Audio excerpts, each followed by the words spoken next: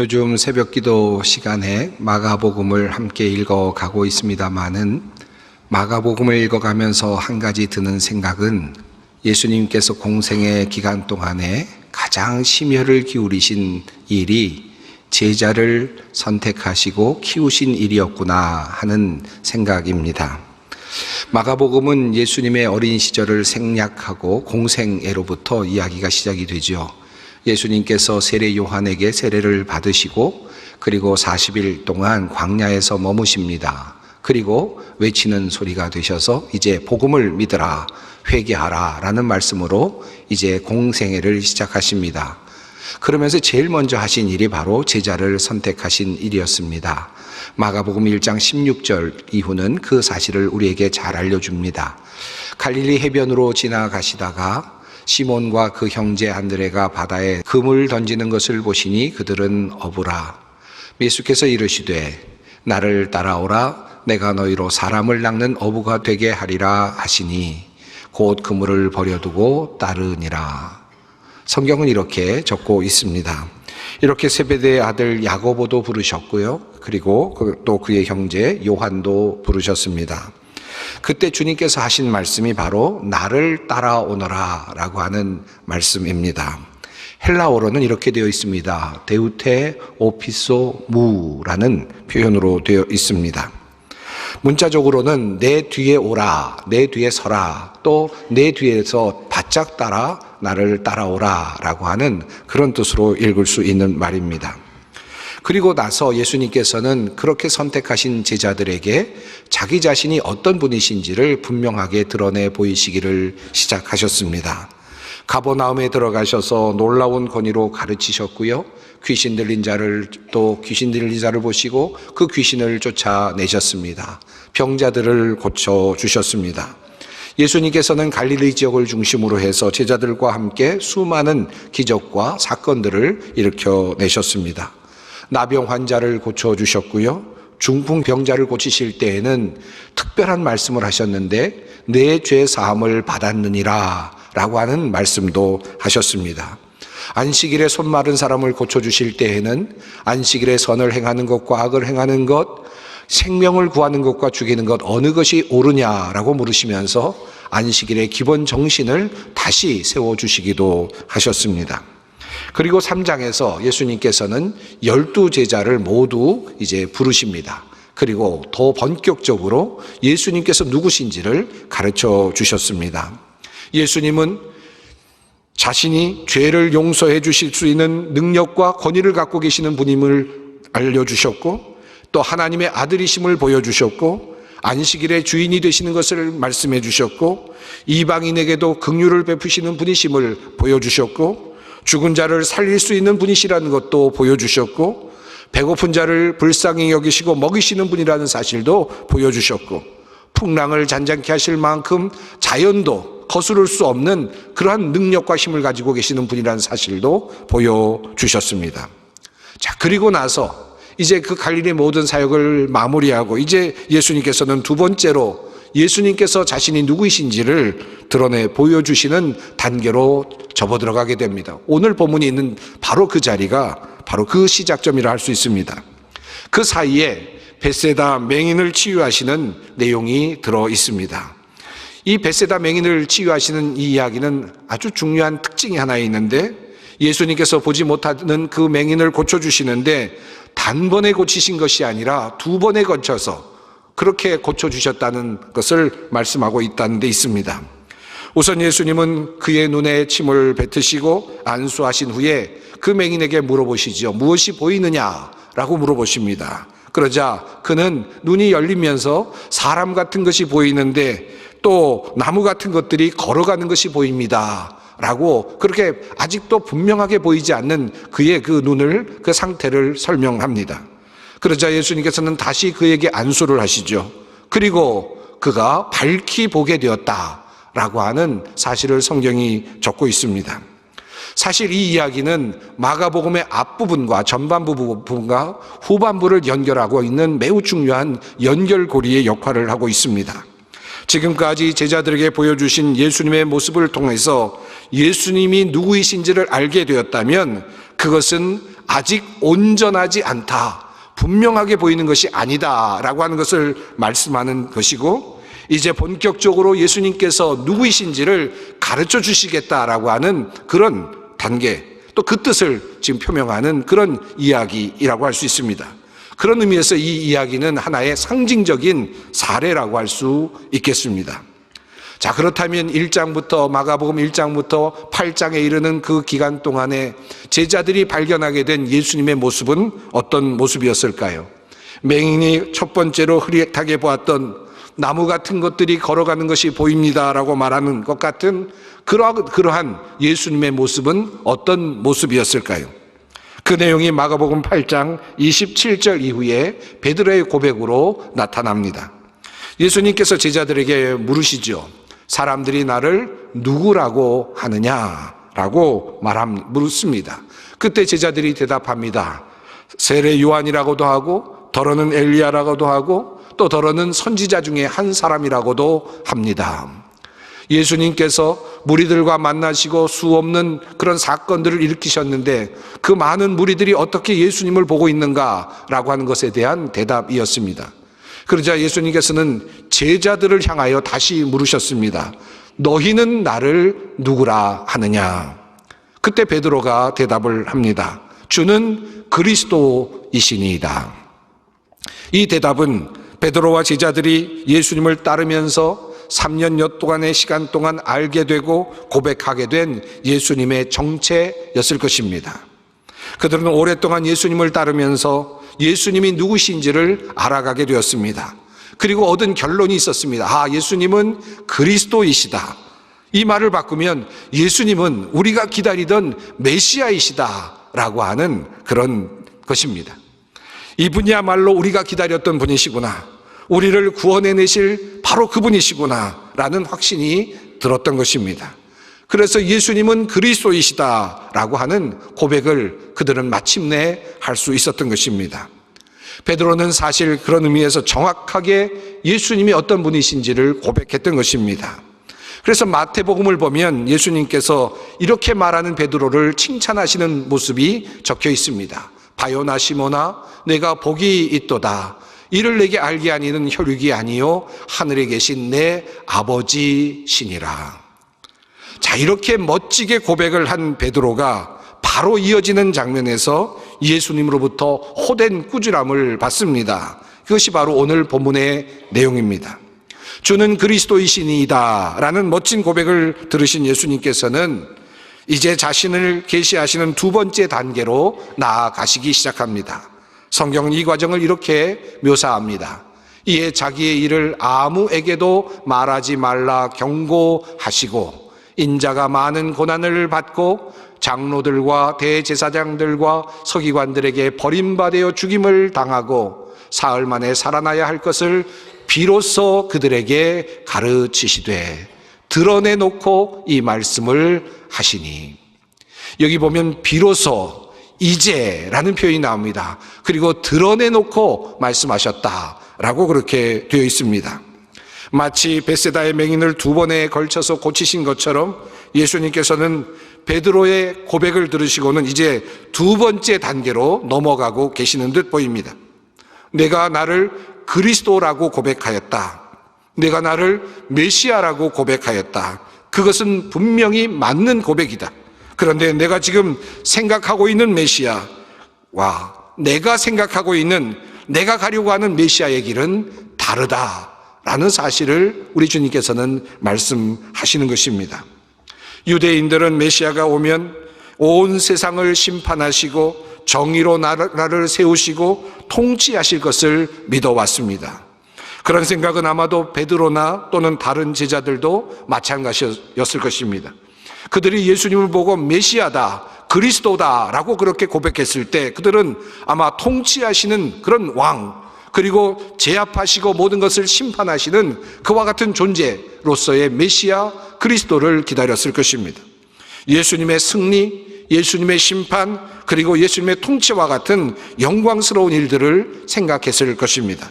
그런데 예수님께서는 정작 베드로가 주는 그리스도이십니다 라고 고백하는 그 고백을 들으시고는 정작 그 후에 예수님께서 순환을 당하시고 죽음을 당하시고 다시 살아나야 한다라고 하는 말씀을 하신 것입니다.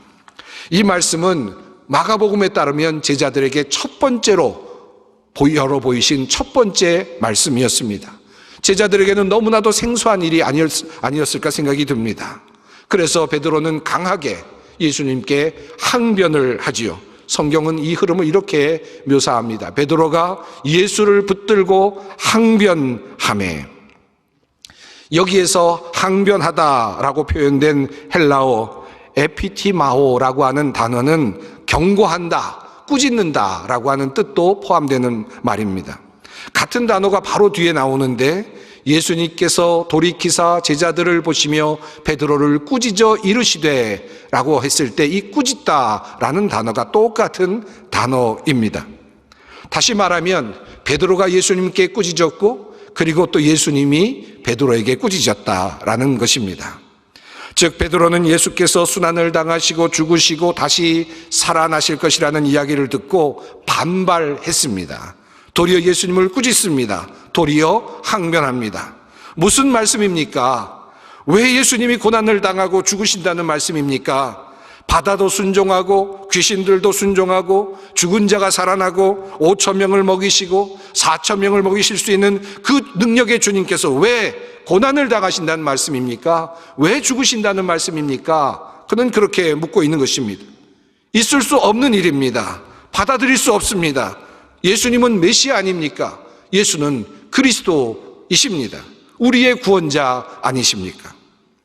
그때 예수님께서 베드로를 꾸짖으시면서 말씀하십니다. 사탄아, 내 뒤로 물러가라. 내가 하나님의 일을 생각하지 아니하고 도리어 사람의 일을 생각하는도다. 예수님은 먼저 베드로에게 사탄아라고 말씀하시면서 그를 강하게 경고하십니다. 사실 너무나 강력해서 예수님께서 감정 조절을 못하신 것이 아닐까라고 생각이 될 정도로 강한 표현이 아닐 수 없습니다. 여러분은 이 말씀을 어떻게 생각하며 받아오셨습니까? 저는 어렸을 때 이 말씀을 읽으면서 이런 뜻으로 해석하곤 했습니다. 베드로에게 들어간 사탄아, 그곳에서 나와라, 꺼져라, 이곳에서 나와서 사라져라 라는 그런 예수님의 명령으로 저는 그렇게 해석하고 듣곤 했습니다. 여러분은 어떻게 들으셨나요? 그런데 저는 이 본문을 조금 더 깊이 연구하면서 이 말씀 속에 숨겨진 비밀 하나를 알게 되었습니다. 이 비밀의 열쇠는 바로 내 뒤로 물러가라 라고 하는 표현에 있습니다. 베드로를 향하여서 베드로 안에 들어있는 사탄을 향하여서 나오라고 하는 것이었다면 예수님은 사탄아, 베드로의 뒤로 물러서라 라고 그렇게 말씀하시는 것이 옳았습니다. 그런데 예수님께서는 내 뒤로 물러서라 라고 그렇게 명령을 하셨습니다. 내 뒤로 물러서라, 예수 뒤로 물러서라 라고 하는 이 명령은 어떤 의미이겠습니까? 이 말씀은 1차적으로 내 앞에서 나를 유혹하는 사탄아, 내가 나를 유혹하고 있는데 내 뒤로 물러서라, 내 앞에서 서성거리지 말고 내 뒤로 물러서라 라는 말씀으로 1차적으로 이해할 수 있습니다. 그런데 한편 한 가지를 더 우리가 이 말씀 속에서 생각해 볼 수 있는 것이 있습니다. 조금 더 깊은 뜻이 있음을 우리는 상상해 볼 수 있습니다. 예수님께서 하신 말씀은 헬라어로 이렇게 되어 있습니다. 힙하게 오피소 무 사탄아라고 이렇게 되어 있습니다. 다시 말하면 사탄아, 내 뒤로 물러서라 라는 말씀입니다. 그런데 이 말씀은 어쩐지 왠지 어디인가 익숙해 보이는 표현법으로 나타나고 있습니다. 내 뒤로 물러서라는 말씀은 이미 제자들에게 하셨을 때 하셨던 말씀이기 때문입니다. 오피소무라고 하는 표현, 내 뒤로 오라, 내 뒤로 물러서라, 나를 따르라 라는 표현이 같은 표현으로 되어 있다는 말씀입니다. 데우테 오피소무, 한쪽에서는 힙하게 오피소무, 하나는 나를 따라오라 라고 번역했고 하나는 내 뒤로 물러가라 라는 표현으로 번역했습니다. 무슨 말씀입니까? 예수님은 지금 베드로를 두 번째 소명으로 부르고 계신다고 볼 수 있습니다. 이 말씀은 이렇게 다시 풀어볼 수 있겠습니다. 베드로야, 너는 그것이 맞다고 생각하고 너의 생각을 지금 말하고 있다만 그것은 사탄의 생각이다. 베드로야, 나를 따라오너라. 내 뒤에 서라. 내 앞에 서려고 하지 말아라. 내 뒤에 서서 나를 따라오너라. 이제부터 나를 따르는 것이 진정 나를 따라오는 것이다. 그래서 예수님께서는 바로 이어지는 말씀에서 자신을 따르는 것에 대한 비밀을 열어 보여주십니다. 누구든지 나를 따라오려거든 자기를 부인하고 자기 십자가를 지고 나를 따를 것이니라. 누구든지 자기 목숨을 구원하고자 하면 잃을 것이요 누구든지 나와 복음을 위하여 자기 목숨을 잃으면 구원하리라. 베드로야, 나를 따르라. 사탄을 따르지 말고 나를 따르라. 나를 따르는 것은 영광스러운 점령군의 대장을 따르는 것이 아니고 세상의 왕을 옹립하고 그분을 따르는 것이 아니고 나를 따르는 것은 자신을 부인하고 자기 십자가를 지는 것이다. 주님은 이 이야기를 지금 하시는 것입니다. 드디어 예수님은 나를 따르라는 내 뒤에서라는 명령을 하시면서 예수를 따르는 것의 진정한 의미를 열어 보여주십니다. 예수를 따르는 것은 영광스러운 주님 앞에서 기적을 경험하고 놀라운 역사를 경험하는 것이 아니라 그것을 넘어서서 예수와 함께 죽는 것이다. 십자가를 지는 것이다. 이것이 진정 예수를 따르는 것이다 말씀하시는 것입니다. 자기 십자가를 지라 무슨 뜻입니까? 예수를 쫓으려면 자기 십자가를 지고 따라야 한다는 말씀의 속뜻은 무엇일까요? 성경은 자기 십자가라고 분명하게 표현합니다. 남의 십자가가 아닙니다. 십자가의 형은 어떤 형벌입니까? 사형의 틀입니다. 자기 십자가를 진다는 말의 뜻은 그러므로 무엇입니까? 자기를 사형시키라라는 것입니다. 자기를 십자가에 매어 달라는 것입니다. 이것이 바로 십자가를 지라는 말의 진정한 뜻입니다. 십자가를 진다라고 하는 말은 바로 자신의 죽음을 경험하라라고 하는 말씀입니다. 제가 목회를 할 때 젊었을 때 일입니다. 목회를 하면서 참으로 힘들고 어려운 일들이 참 많이 있었습니다. 이렇게 해도 풀 수가 없고 저렇게 해도 풀 수가 없고 이렇게 할 수도 없고 저렇게도 할 수 없는 어떻게 할지 모르겠는 그런 일들이 참 많이 있곤 했습니다. 그래서 제가 참 힘들었을 때 저희 아버님께, 목회를 하시는 아버님께 종종 물었던 적이 있습니다. 아버님, 제가 이렇게 아무리 해도 풀 수가 없는데 도대체 어떻게 하면 되겠습니까? 어떻게 해야 이 문제를 풀 수 있겠습니까? 라고 제가 물었던 적이 있습니다. 그때 저희 아버님께서 하셨던 말씀이 이렇습니다. 죽었다고 생각해라. 네가 죽었다고 생각해. 그 말씀이 제 마음속에 참 깊이 남았습니다. 내가 할 수가 없는데, 내가 할 수 있는 것이 하나도 없는데 어떻게 할까? 만지면 만질수록 또 자꾸 무언가를 하려고 하면 더 일이 커지고 더 복잡해지고 그럴 때 내가 죽었구나. 이 시간에 내가 죽었다. 그냥 끝났구나 라고 생각하니까 그러고 나니까 보이는 것들이 있더라고요. 새롭게 보이고 또 축복된 것들이 보이고 좋은 점들이 보이고 새로운 지혜가 생겨나는 것을 보았습니다. 그리고 하나님께서 하시는 것을 저는 발견하곤 했습니다. 바로 어제죠. 우리 유기성 목사님께서 오셔서 소망가족수련회에서 말씀을 증거해 주셨습니다. 아주 은혜로운 말씀을 증거해 주셨습니다. 우리 목사님께서 물으셨던 중요한 질문이 있었습니다. 우리가 과연 예수 안에 거하는가? 우리가 예수 안에 살고 있는가? 라고 하는 질문. 예수님이 내 안에 계시는가? 라고 하는 그 질문을 우리에게 주시고 우리에게 도전을 주셨습니다. 저는 갈라디아서 2장 20절에 있는 말씀을 여러분과 함께 나누고 싶습니다. 내가 그리스도와 함께 십자가에 못 박혔나니 그런즉 이제는 내가 사는 것이 아니요 오직 내 안에 그리스도께서 사시는 것이라. 이 말씀, 여러분, 내가 그리스도 안에 사는 방법이 무엇입니까? 내가 그리스도 안에 사는 유일한 방법은 내가 십자가에 나를 못 박는 것입니다. 나의 죽음을 경험할 때, 내가 죽을 때 그곳에 주님이 계시고 내가 죽을 때 그곳에 주님께서 우리를 다스리십니다. 나의 죽음이 결국 모두가 내가 죽는 것을 경험할 때 모든 것이 다시 보이고 모든 것이 덤이 되고 은혜가 되는 것입니다. 사랑하는 성도 여러분, 오늘은 종료주일입니다.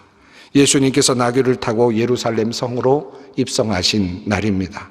사람들이 나귀를 타고 들어가는 자리에 겉옷을 깔고 종려나무 가지를 흔들었습니다. 호산나 호산나 우리를 구원하소서 그들은 외쳤습니다. 사람들이 환영한 것은 이 땅의 왕 메시아였습니다. 그들은 그러한 기대를 품고 예수님을 성으로 모셔드렸습니다. 정복하실 장군, 나라를 로마의 압자에서 해방시켜줄 그런 구원자로 생각했을지도 모릅니다. 그러나 예수님은 나귀를 타고 들어가십니다. 당당하고 위험 있는 말이 아니라 초라하고 보잘것없는 나귀를 타고 들어가십니다. 그리고 제자들이 바로 그 뒤에 섰습니다. 제자들이 그 예수님을 뒤따라 가고 있습니다. 그들은 이미 십자가의 순환으로 들어가시는 길을 따라 가고 있었던 것입니다. 자기도 모르게 그들은 그렇게 예수님의 순환의 길에 함께 따라가고 있었습니다. 대부분의 제자들이 예수님과 같은 운명을 거쳤고 이 세상이 주지 못하는 참된 것, 진정한 목숨을 그들은 얻었습니다. 나를 따르라. 주님 말씀하십니다. 우리가 예수님을 따를 때 1차적으로는 영광된 예수님을 보지요. 기적을 일으키시는 주님을 봅니다. 병을 고치시는 주님을 봅니다. 모든 문제를 해결해 주시는 주님을 봅니다. 그리고 1차적으로 우리는 주님을 따라가죠. 그러나 주님께서는 그 다음 단계에서 새로운 길을 열어주시고 우리를 밝히 보게 해주십니다. 진정한 깨달음은 두 번째 단계에 이르를 때 비로소 시작됩니다. 너는 나를 따르라. 너는 너의 십자가를 지고 나를 따라오너라. 너를 죽여라. 그럴 때에만 모든 것이 다르게 보일 것이다. 너희는 진정 주님의 은혜 가운데 살게 될 것이다. 누구든지 자기 목숨을 구원하고자 하면 잃을 것이요, 누구든지 나와 복음을 위하여 자기 목숨을 잃으면 구원하리라.